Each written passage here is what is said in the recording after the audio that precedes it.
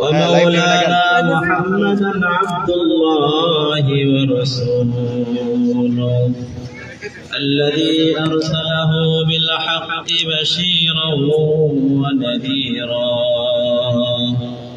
وداعيا إلى الله بإذنه وسراجا منيرا أما بعد فأعوذ بالله من الشيطان الرجيم بسم الله الرحمن الرحيم هو الذي أرسل رسوله بالهدى ودين الحق ليظهره على الدين كله وكفى بالله شهيدا وقال تعالى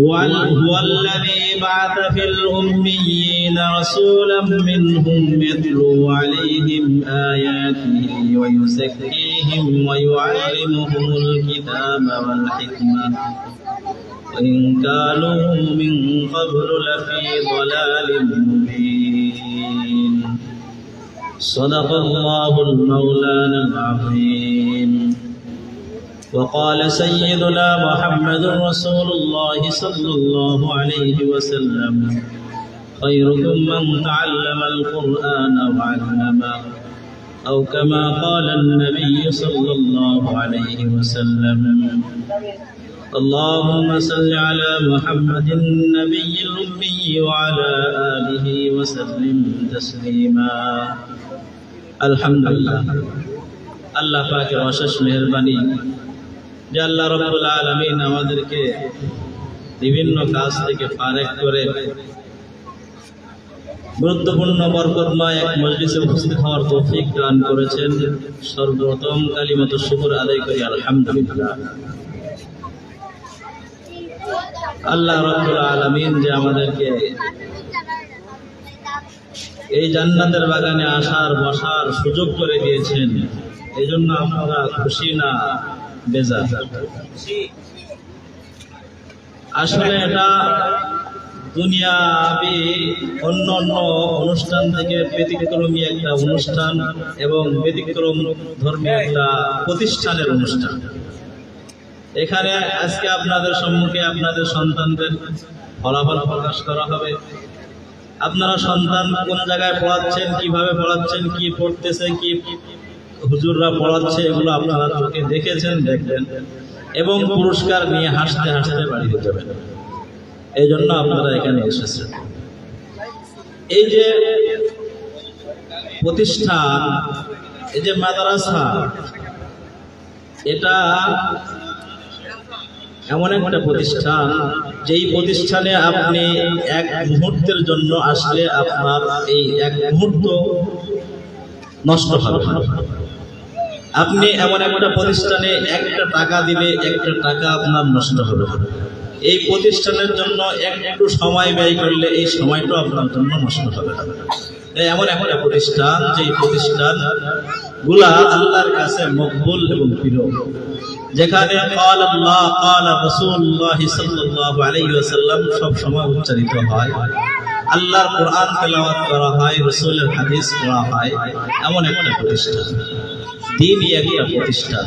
যেই প্রতিষ্ঠানে আপনারা এসেছেন আপনাদের সন্তানদেরকে পড়ানোর জন্য, আপনারা এখানে দিয়েছেন, এটা আল্লাহ তাআলার অশেষ মেহেরবানি, আল্লাহ তাআলার অশেষ করুণা, যার কারণে আমরা এখানে দিতে পেরেছি।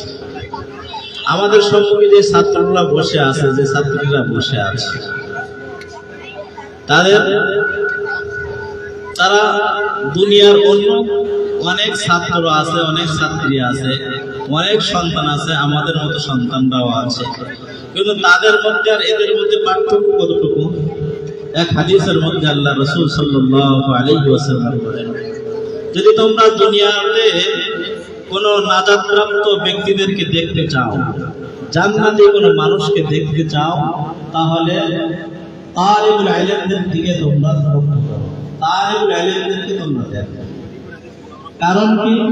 যখন কোনো তালিবুল ইলম শিক্ষা করার জন্য, ইলমের হুকুম শিক্ষার জন্য কোনো আলেমের দরজায় যায়, কোনো আলেমের কাছে যায়, তো যাওয়ার ক্ষেত্রে যদি কদমে কদমে প্রতি কদমে কদমে আল্লাহ তাআলা তার 1 বছরের ইবাদতের সওয়াব দান করেন। সুবহানাল্লাহ। ঠিক সেই একটা গুরুত্বপূর্ণ কাজে আমি আর আপনি আমার আর আপনার সন্তানকে দিয়ে আমরা ধন্য হয়েছি, এই জন্য আল্লাহ তাআলার শুকরিয়া দেই, আলহামদুলিল্লাহ। 2 নম্বর, আমরা এমন একটা জায়গায় আমাদের সন্তানকে দিয়েছি যেখানে তারা কোরআন পড়ে, হাদিস পড়ে। হাদিস আর কোরআন পড়ার কারণে রাসূল করিম সাল্লাল্লাহু আলাইহি ওয়াসাল্লাম হাদিসের মধ্যে বলেন, যদি তোমরা দুনিয়াতে নাজাত প্রাপ্ত কোনো ব্যক্তিকে দেখতে চাও তাহলে তালিবুল ইলমদের দিকে তাকাও। তাদের দ্বিতীয় পুরস্কার আল্লাহ রাসূল সাল্লাল্লাহু আলাইহি ওয়াসাল্লাম ঘোষণা করেছেন যে তাদের জন্য জান্নাতে একটা শহর তৈরি করে দেওয়া হবে। সুবহানাল্লাহ। আচ্ছা, জান্নাতে যে শহরটা তৈরি করে দেওয়া হবে, এই শহরে কি তারা শুধুই থাকবে নাকি তাদের সাথে আমরাও থাকতে পারবো?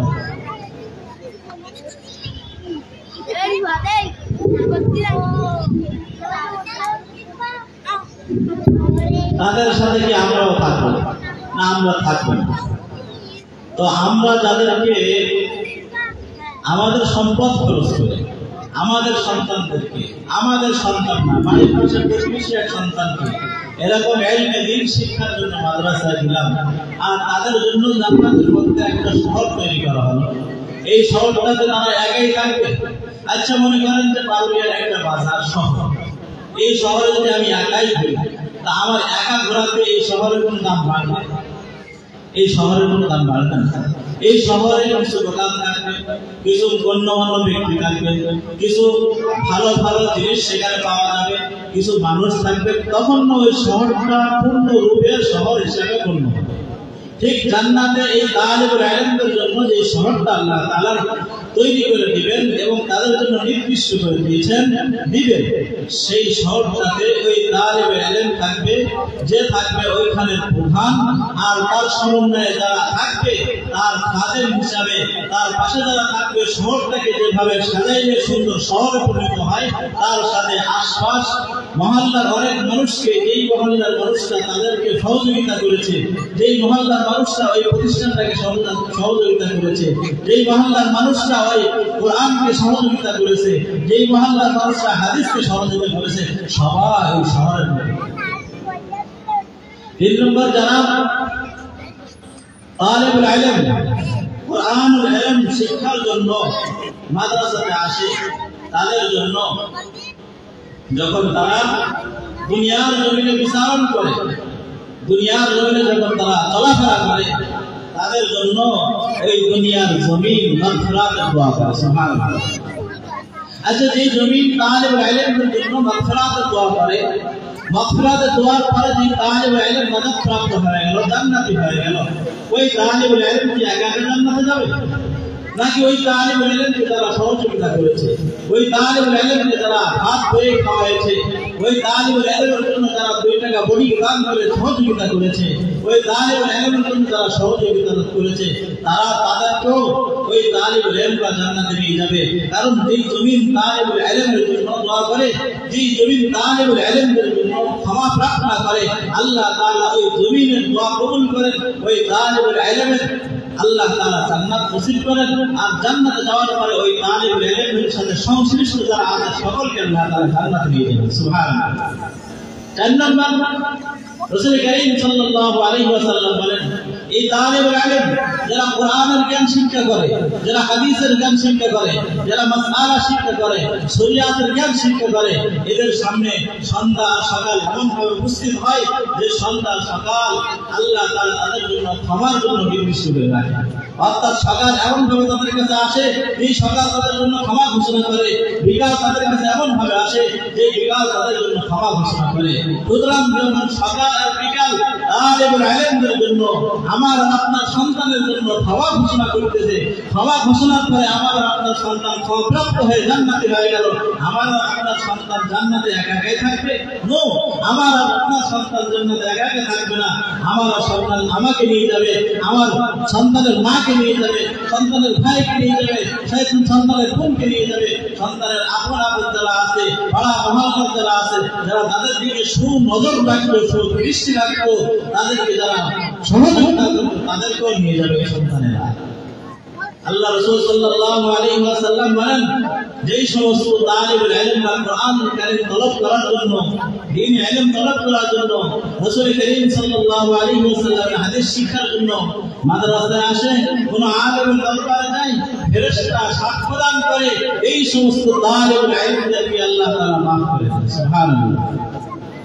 এইজন্য মুহতারাম হাজিরিন, মুআজ্জাজ হাজিরিন, সম্মানিত অভিভাবক, কিন্তু আমরা আমাদের সন্তানদেরকে এখানে দিয়ে লস করেছি না লাভ করেছি একটু বলেন তো? আমাদের লাভ হচ্ছে না লস হচ্ছে? হয়তো আপনারা বলতে পারেন যে আমার সন্তান যদি আমি কম্পিউটার স্কুলে পড়াতাম বা বিভিন্ন রকম কিন্ডারগার্টেনে পড়াতাম, তাহলে আমার সন্তান ইংরেজি শিক্ষিত হইত, আমার সন্তান ডাক্তার হতে পারত, আমার সন্তান ইঞ্জিনিয়ার হতে পারত, আমার সন্তান বড় বড় বিভিন্ন রকম জ্ঞানী হতে পারত। মাদ্রাসায় গিয়ে তো আমার এই জ্ঞানটা অর্জন হবে না।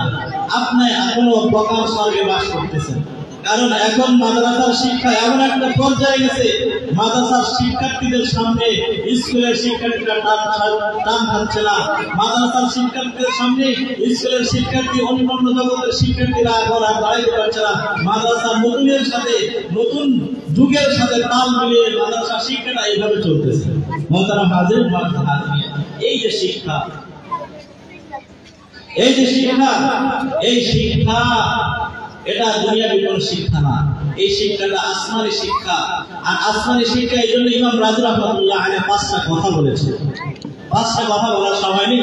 তো মনে করেন যে আসমান থেকে বৃষ্টি নাযিল হয়, ইমাম রাজী রাহমাতুল্লাহ আলাইহি বলেন যেমনি আসমান থেকে বৃষ্টি নাযিল হয়, ঠিক তেমনি ভাবে আসমান থেকে ইলম নাযিল হয়। সুতরাং সেই শিক্ষা আপনার সন্তানরা শিক্ষা গ্রহণ করছে। এটা একটা মাদ্রাসা। এই মাদ্রাসা থেকে আপনার সন্তান কেমন হবে? এই মাদ্রাসাগুলো আমাদের সন্তানরা মায়ের পেট থেকে সুস্থভাবে দুনিয়াতে আসে। সংক্ষেপে একটু বিশেষ করে সুস্থভাবে দুনিয়াতে আসে, তারপরও তাদের ভবিষ্যৎটা সুন্দর করার জন্য আমরা টিকা নেই, পোলিও খাওয়াই, খাওয়াই কিনা? টিকা নেই, পোলিও খাওয়াই, খাওয়াই কিনা? কেন খাওয়াই? যেন সামনে পক্স না বের হয়, সামনে যেন হাম না হয়, সামনে যেন পঙ্গু না হয়ে যায়, সামনে যেন প্রতিবন্ধী না হয়, এই জন্য আমরা টিকা নেই, পোলিও নেই। এই সমস্ত নুরানি মাদ্রাসাগুলো ইসলামী টিকা, ইসলামী পোলিও, এইগুলো খাইলে আপনার সন্তান ভবিষ্যতে নাস্তিক হওয়ার কোনো সম্ভব নেই। এইগুলো খাইলে, এই মাদ্রাসাগুলোতে ভর্তি করলে আপনার সন্তান বেদিন হওয়ার কোনো সম্ভব নেই, আপনার সন্তান থেকে নাস্তিকতা প্রকাশ হওয়ার কোনো সম্ভব নেই। এইগুলো, এই টিকা, ইসলামিক টিকা যখন আমরা খাওয়াবো, আমাদের সন্তানগুলো আহমদ শফির মতো হবে, রহমাতুল্লাহি আলাইহির মতো, আমাদের সন্তানগুলো মুফতি আমিনের মতো হবে, আমাদের সন্তানগুলো মামুনুল হক সাহেবের মতো হবে, আমাদের সন্তানগুলো কাসেম নলঙ্গি রহমাতুল্লাহি আলাইহির মতো হবে, আমাদের সন্তানগুলো ওই সমস্ত কুলাঙ্গার নাস্তিকের মতো হবে না ইনশাআল্লাহ। আল্লাহ তাআলা আমাদেরকে এই সমস্ত মাদ্রাসা যেখানে আছে, যত জায়গায় আছে, সেই সমস্ত জায়গায়, সেই জায়গায় ছাত্রদের সহযোগিতা করে, অর্থ দিয়ে সহযোগিতা করে এই সমস্ত মাদ্রাসাগুলোকে সামনের দিকে নিয়ে যাওয়ার তৌফিক দান করেন। ওয়া আলাইকুম আসসালাম। আসসালামু আলাইকুম। আলহামদুলিল্লাহ। পর্যন্ত ছাত্রদের উদ্দেশ্যে খুবই গুরুত্বপূর্ণ